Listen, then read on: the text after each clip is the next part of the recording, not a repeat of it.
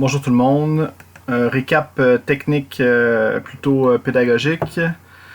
Évidemment, si on prend notre hebdo, on avait une grosse zone. Les 27 300 qui ont été faits. La semaine finit quand même avec une semaine baissière. C'est pas, par contre, c'est pas une englobante. Bon, ça reste une subtilité, là. On ne peut pas non plus se fier à ça. Ici, il n'y avait pas vraiment une englobante haussière et pourtant. Donc, si on prend notre horaire, et ici on avait commencé la semaine, on avait des bornes, je me rappelle très bien. Et le momentum, malgré tout, quand on est arrivé sur la zone des 27 300, il ne fallait pas non plus avoir un billet nécessairement baissier et commencer à vendre. Lundi, ça a été une journée haussière. Donc, le vrai signal est arrivé mardi. Et évidemment, à partir de ce moment-là, moi j'ai partagé à tout le monde évidemment de regarder nos Fibos et d'évaluer nos zones. T'sais. Et on en avait, évidemment. On avait les 74. Et la seule zone en plus qui était intéressante à prendre à la vente, le mouvement était tellement été rapide que le seul overlap qu'on avait durant la descente, c'était si on revenait en haut. Et là, à ce moment-là, c'était peut-être intéressant de prendre une vente. Même configuration, le mardi, on a eu la même journée, le même type de journée, où on pouvait quand même prendre nos Fibos encore une fois, évaluer un overlap, et c'est ça que j'avais partagé aussi à tous. On avait bien un overlap ici en horaire. Vous voyez, une historique de prix, une baisse, et après le marché est revenu où? Il est revenu chercher ici, il s'est rapproché tout près des closes, tout près des 61 Fibos, et après il y a une baisse qui s'est enclenchée. Encore une fois, le vrai signal pour moi, à titre de partage que j'ai fait à tous, c'est un signal H4. Une fois que ici on avait un overlap en H4, il fallait avoir une close pleine, comme ça ici, indiquant une cassure. À chaque fois qu'on a une mèche sur une zone, c'est invalide pour moi. Donc il faut attendre. Il faut attendre vraiment une bougie comme ça, qui close comme ça. Okay. Et là, pour moi, c'est un signe. Mais je me rappelle, la journée avait commencé comme ça. C'était mercredi. Elle avait terminé comme ça, mercredi soir, après la Fed. Et voilà, c'est là que le mouvement s'est enclenché. Après, on est revenu sur un support. Le haut de range journalier restait légèrement plus bas. Mais si on prenait notre H4 et on prenait nos Fibos de toute la montée, donc je vais le faire comme ça. Ça, on va mieux voir. On voit bien que les marchés se sont arrêtés ici aux 50 Fibos. Donc 50% de la hausse, 50% dans le fond de la baisse, on s'est arrêté là. Sur toute la hausse, évidemment. Et voilà quoi.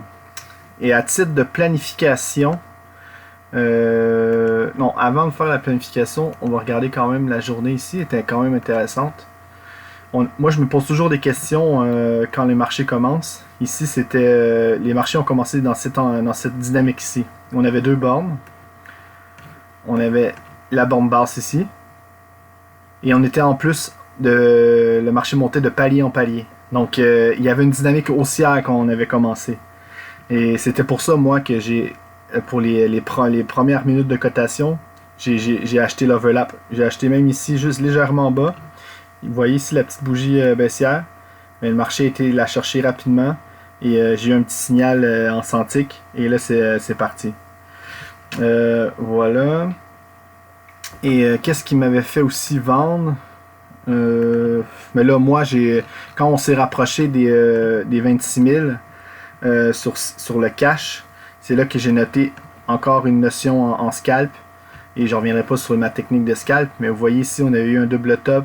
On a eu une cassure à la baisse. Et le niveau qu'il fallait noter ici, on est revenu. Et après, c'est parti. Et après, on aurait pu faire encore ici un autre petit trade.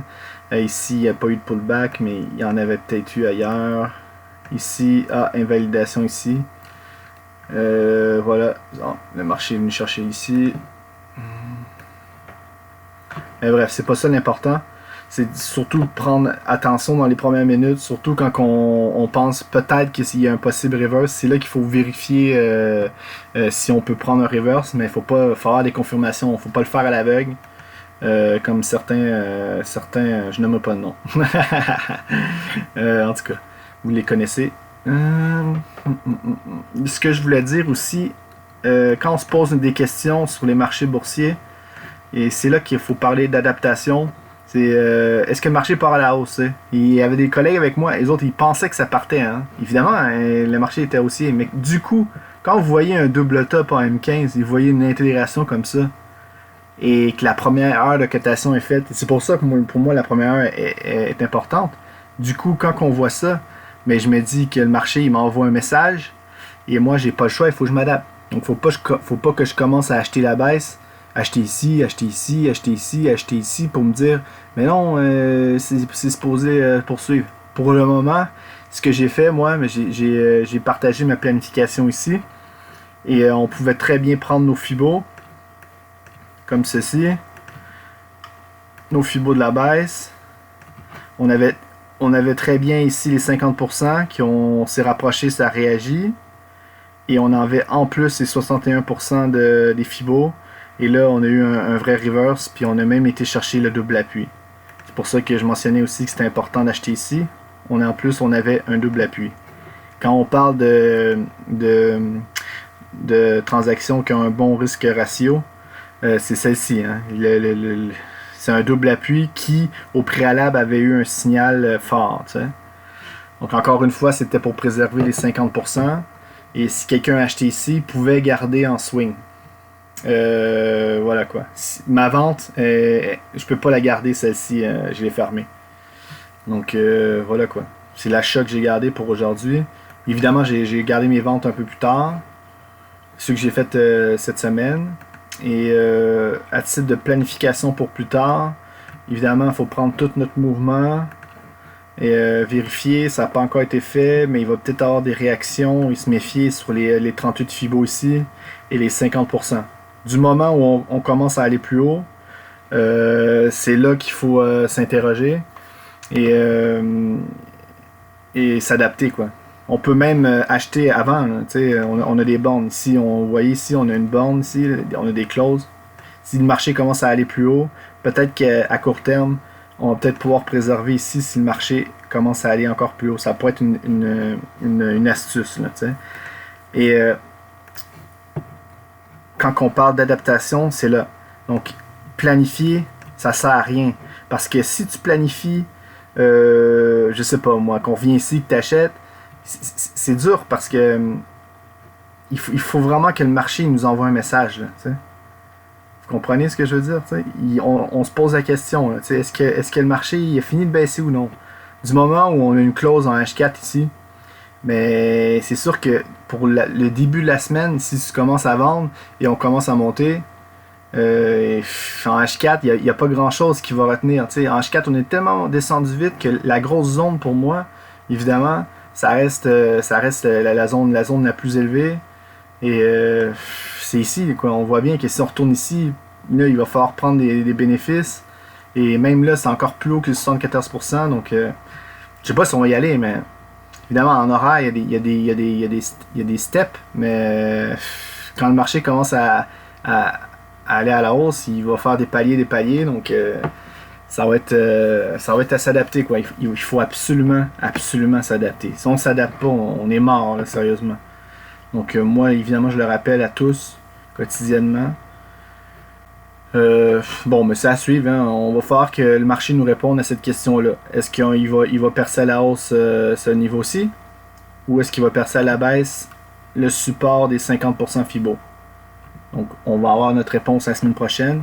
Et par rapport à notre réponse, on s'adaptera. Donc, sur ce, je vous souhaite une bonne fin de semaine. Je pense que ça fait pas mal le récap là, de la semaine. On avait eu vraiment un signal ici, la clôture. Donc, si on a vraiment une clôture ici en H4, c'est encore un autre signal pour moi. Hein.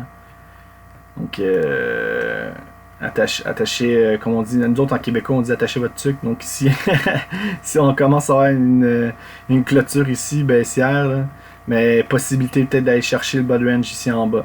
C'est quand même encore 2000 points plus bas. C'est ça la possibilité. Donc, faut faire attention, tu sais. C'est pour ça que je dis que si on commence à avoir une sortie si baissière, puis vous avez un plan d'achat, et vous voulez absolument préserver le niveau aussi, puis vous faites comme certains champions, pas mettre de stop, et mettre votre stop en clôture hebdomadaire, bonne chance, encore une fois, bonne chance. Donc sur ce, bonne fin de week-end.